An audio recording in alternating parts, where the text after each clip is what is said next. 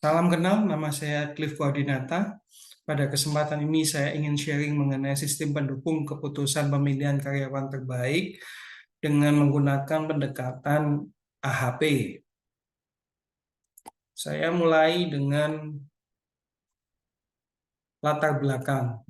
Jadi seperti yang kita tahu bahwa penting bagi suatu organisasi untuk membangun budaya organisasi yang mendorong untuk karyawan berbagi pengetahuan dan inovasi untuk mengoptimalkan sumber daya manusia.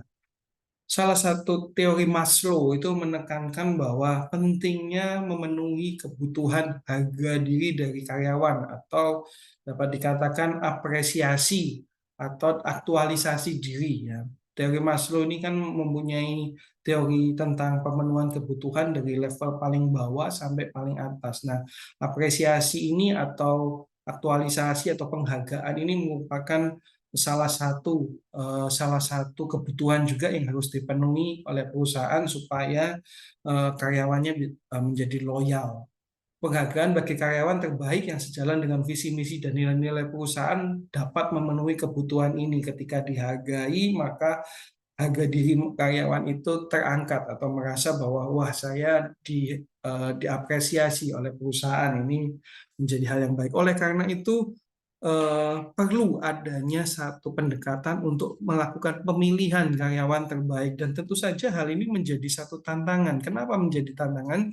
Karena pemilihan karyawan terbaik ini mempunyai berbagai kriteria dan perbedaan antar divisi dan departemen sehingga harus disesuaikan untuk kebutuhan departemen atau divisi masing-masing. Dan jika salah dalam menempatkan eh, proporsi, hal itu bisa membuat dismotivasi atau ketika kita salah memberikan award pada yang tidak berkinerja, maka yang berkinerja dengan sangat tinggi menjadi eh, kurang termotivasi, menjadi malas. Oh, sama saja ya, saya sudah bekerja mati-matian, ternyata eh, targetnya terlalu tinggi, yang menjadi prioritasnya terlalu tinggi, akhirnya saya tidak mendapatkan award. Nah, ini bisa membuat motivasi karyawan menjadi drop, turun untuk mencapai karir lebih lanjut, akan untuk bekerja lebih keras lagi atau bekerja lebih baik lagi. Nah, salah satu pendekatan yang bisa digunakan menggunakan yang namanya DSS. DSS ini dapat diterapkan dalam pemilihan karyawan terbaik.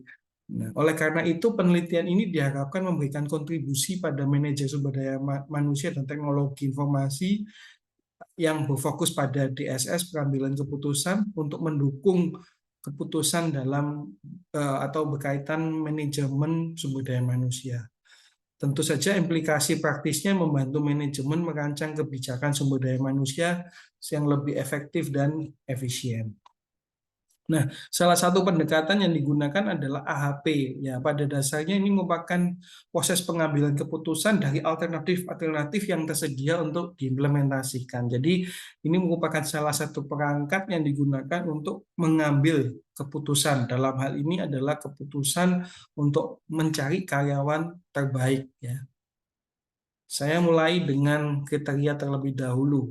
Ya, dalam memilih karyawan terbaik ini perlu ditetapkan dulu kriteria-kriterianya. Misalkan di sini ada disiplin, publikasi internasional terakreditasi, publikasi nasional terakreditasi, pengajaran, pengabdian masyarakat. Nah, ini sebagai satu simulasi untuk studi kasus. Ini adalah contoh-contoh pemilihan karyawan terbaik dalam konteks case ini. Nah, setelah itu biasanya ini dibagikan kuesioner supaya bisa melihat satu prioritas. Nah, ini akan membandingkan dengan pendekatan pair ways comparison, akan dibandingkan apakah disiplin lebih baik daripada publikasi internasional. Oh, ternyata disiplin itu menjadi hal yang penting dalam institusi ini. Ya, orang ternyata punya hal-hal lainnya, tapi kalau kehidupannya tidak menjadi disiplin, wah itu ternyata eh, tidak baik ya, misalkan seperti itu ya, dan seterusnya. Dapat dilihat di sini eigenvalue-nya sebesar 6,913, berarti dapat disimpulkan bahwa cukup konsisten gitu. Saya lanjutkan pada prioritas. Setelah itu ya biasanya untuk menentukan prioritas itu perlu membagikan kuesioner terlebih dahulu supaya kita dapat input manakah yang menjadi kriteria-kriteria yang digunakan. Nah, kemudian running dengan software AHP begitu ya, maka akan muncul prioritas-prioritas di sini. Ternyata dalam institusi ini yang menjadi hal yang paling utama adalah kedisiplinan diri. Wah, ini jarang ya, mungkin perusahaan-perusahaan mungkin ada yang menekankan hal lainnya, tapi dalam kasus ini, wah ini perusahaan menekankan dengan sangat, hampir 50% itu pada disiplin diri.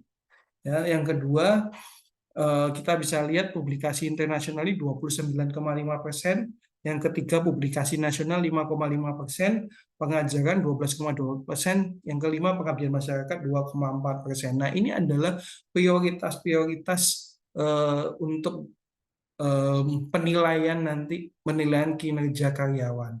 Nah, kalau di ranking di sampingnya kita lihat disiplin itu menjadi ranking nomor 1. Kemudian yang nomor 2 publikasi internasional. Nomor 3 pengajaran. Ya, mungkin karena mengharapkan bahwa mahasiswa itu mendapatkan pengajaran dengan baik, jadi nilai pengajarannya cukup tinggi. Yang keempat publikasi nasional.